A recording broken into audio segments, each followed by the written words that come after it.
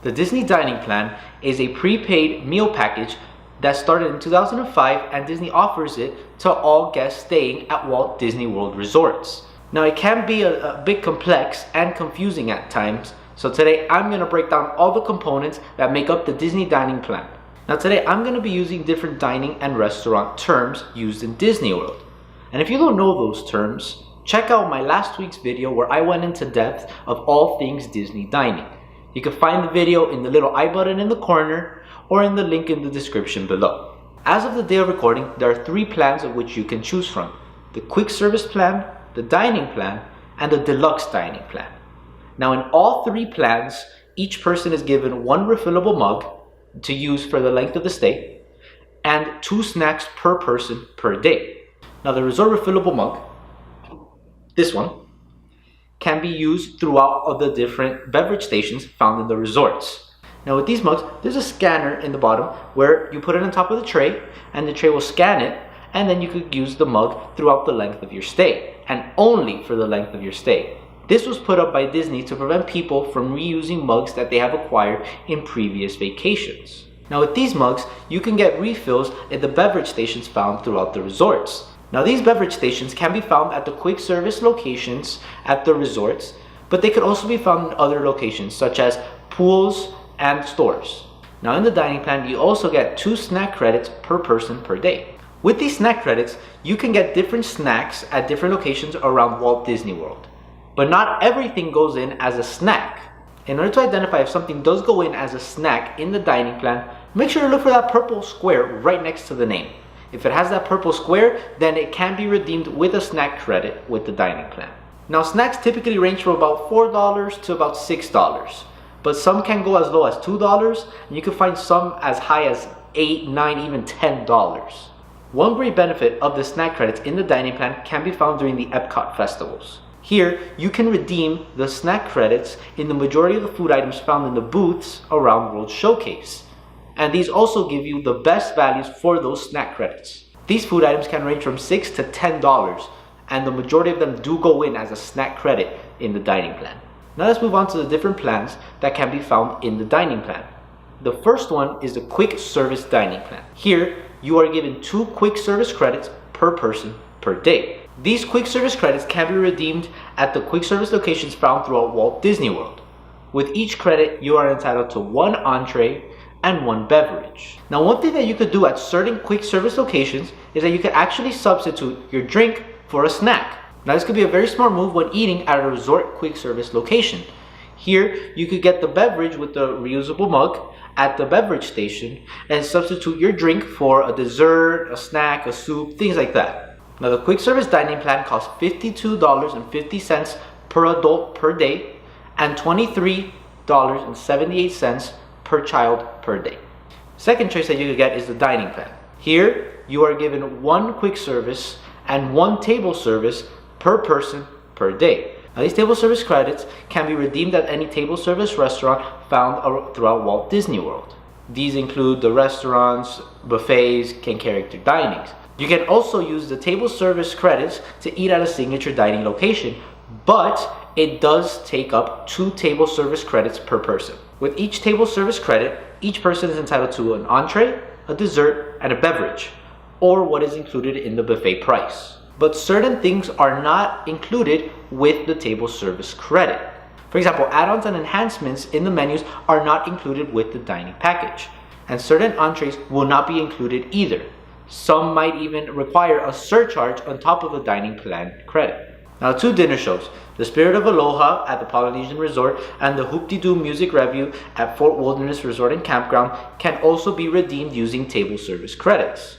In both, you can only redeem seats in Category 3 or Category 2 seating, and it will cost each person 2 table service credits. You can also use table service credits in certain dining packages. For example, the Fantasmic Dining Package. Here you are given 3 options in terms of the restaurant. You can either eat at Mama Melrose Ristorante Italiano, Hollywood and Vine, or the Hollywood Brown Derby. Now if you eat at Mama Melrose or Hollywood and Vine, that will count as 1 table service credit per person. But if you eat at the Hollywood Brown Derby, it will cost each person 2 table service credits. Two other things that could be redeemed with table service credits are room service and pizza delivery. For room service, you are given an appetizer, an entree, a dessert, and a beverage. For pizza delivery, you are given 1 pizza entree, 2 single-serve beverages, and 2 desserts. Both room service and pizza delivery take up 2 table service credits per person. Now, a dining package costs $79.49 per adult per day, or $27.98 per child per day. And the third and final option that you are given is a deluxe dining plan. Here you are given 3 meal credits per person per day to be used however you want. Here, each meal credit can be redeemed as either a quick service or a table service credit.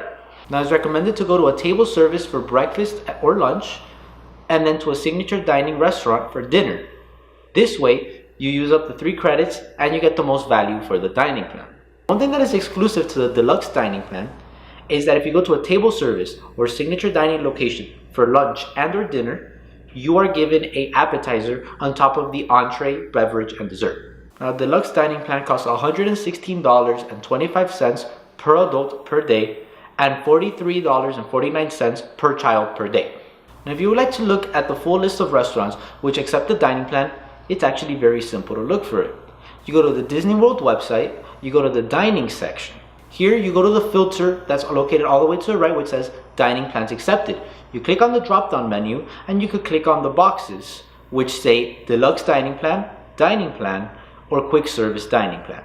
Now, if you would like to look at a specific restaurant and see whether it goes into the dining plan or which dining plan it accepts, this is pretty simple too. You go to the Walt Disney World website, you search for the specific restaurant that you want, and on the side it will either tell you dining plans not accepted or some dining plans accepted. If it says some dining plans accepted, click on it and it will open up a little pop-up window. Now, if it comes out on a list just stating the names of the 3 dining plans, for example this one here at Wolfgang Puck Express at Disney Springs, then that means that it is a quick service restaurant and takes the quick service credits. On the other hand, if it is a table service restaurant, then it will open up the pop-up window with a little graph at the bottom. For example, Morimoto Asia at Disney Springs. As you could see here in Morimoto Asia, late night dining does not accept any dining plans, and the quick service dining plan is not accepted for lunch or dinner. But if you look at lunch and you look at where it says dining plan and deluxe dining plan, it gives the number 1. That means that only 1 table service is required to eat here during lunch. And for dinner, it lists 2, meaning that it takes 2 table service credits per person to eat there. Now, there are some things that you need to know about the dining plan, which is very important. First off, if you have children in your party, in order for a child to be considered a child, they need to be between the ages of 3 and 9. 10 or above are considered adults in Disney and will be charged as an adult, and any child ages 2 or under will eat for free. Another thing that's important to know involving the dining plan is that in order to get the dining plan, everyone in the reservation has to get it for the entire length of the reservation. You cannot get the dining plan for only certain people or for certain days. It has to be everyone in the reservation and for the entire length of the reservation. Also, the dining plan is based on the amount of nights in your reservation. So you are given credits only for the nights that you are staying at the hotel, meaning you are not given any dining credits the day of your checkout. Now, at the day of your checkout, if you still have dining or snack credits available, you can use them. You have until midnight the day that you check out in order to use all your dining credits. Another thing to note is that you are given all your dining and snack credits at the beginning of your reservation. This means that you can use your credits however you want. You have them all available at the beginning of the reservation. Also, you can use your dining credits for someone that is not on the reservation. If you would like to invite someone to eat with you, then they're not on the reservation, you can still use the dining credits to pay for their meals. They do not have to be on the reservation. Sometimes Disney offers the guest free dining plans when they purchase a specific trip package through the Walt Disney World Travel Company. Although, in order to get these free dining plans, Disney makes it very specific on what you have to purchase. you have to purchase specific nights at a select Disney resort and purchase a specific ticket for X amount of days in order for them to give you the free dining plan. And the last thing to note about the Disney dining plan is that as of 2018, it started accepting alcoholic beverages and non-alcoholic specialty beverages as part of the quick service and table service credit. Now, alcoholic or non-alcoholic specialty drink takes the place of your beverage in the quick service and table service credit unless the beverage is already included in the price of your meal, for example, a buffet. In this case, you could still get the beverage that comes with the meal, and you could get the alcoholic or non-alcoholic specialty drink. Now, the alcoholic or non-alcoholic specialty drinks are a one-time thing only. You cannot get refills on the beverages. Now, when talking about the Disney dining plan, one question always seems to come up. Is it worth it? And the answer is, it depends. The dining plan can be worth it and can save you hundreds of dollars, but it all depends on you. It depends on where you go and your food choices. Just like how the restaurants and dining experiences can vary, so can the prices. And that is what determines whether your dining plan can be worth it. For your quick service credit, on one hand, you have Chicken Guy, and on the other hand, you have Be Our Guest Breakfast. Now, on your trip to Chicken Guy, you get 3 chicken tenders for $5.99 and a soda for $2.99. Then you incorporate the sales tax of 6.5%, and your total goes up to $9.56. On the other hand, you decide to go to Be Our Guest Breakfast with your quick service credit. Here, all the entrees cost $28. So let's say you get the Feast à la Gaston, and instead of a soda, you decide to get a mimosa to drink. Incorporate the 6.5% sales tax, and your total goes up to $40.47. That is a really big difference. Now let's look at a table service credit. With your table service credit, you decide to go to Beaches and Cream at the Boardwalk. Here you get a grilled cheese and tomato bisque at $13. You get a soda at $2.99, and you decide to get the Beaches chocolate cake at $8. When you add in the 6.5% sales tax, your total goes up to $25.55. On the other hand, you go to Kona Cafe. Here you could get a 20-ounce bone-in Black Angus ribeye for $55, a key lime dessert glass for $5, and you don't get a soda. You decide to get a Lapu Lapu, which is an alcoholic specialty drink, at $14. You incorporate the 6.5% sales tax, and your total goes up to $78.81. Now that is a massive difference. Chicken Guy and Beaches and Cream are one of the cheaper options that you can find at Walt Disney World, while Be Our Guest Breakfast and Kona Cafe are one of the more expensive. Now let me give you a more detailed and my personal example. Now this is the planning that my family and I made in terms of dining for the first 5 days of our December trip this year. Now my family and I are 4 people in the reservation, and we have gotten the dining plan. First number that I would like to point out are the resort refillable mugs. The mugs are $18.99 per mug, so we got that number, multiplied by 4, and added the sales tax, which gave us $80.90. Now our next column is the snacks column. So as you can see, it says $40 every day. What we did was we gave an estimate of $5 per snack. Now this is more on the conservative side in terms of pricing, but we kept it on the lower side on purpose. Now, what my family and I did was we went through the menus of the restaurants that we're going to attend, and we picked out what we were going to eat.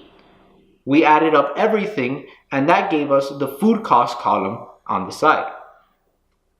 So when you add up all the numbers, you end up with $1,844.85. Now the dining plan is going to end up costing us $1,489.80. So the dining plan will actually be saving us $355.05. So as you can see, the dining plan can end up saving you hundreds of dollars, depending on how you use it. Now, in my opinion, I think the only plan that is not worth it is a quick service dining plan. It's not that there's something wrong with the quick service dining plan, it's that it is a little bit more restrictive than the other two. With the quick service dining plan, you will have to go to the more expensive quick service restaurants and get some of the more expensive dishes in order to make it worth it.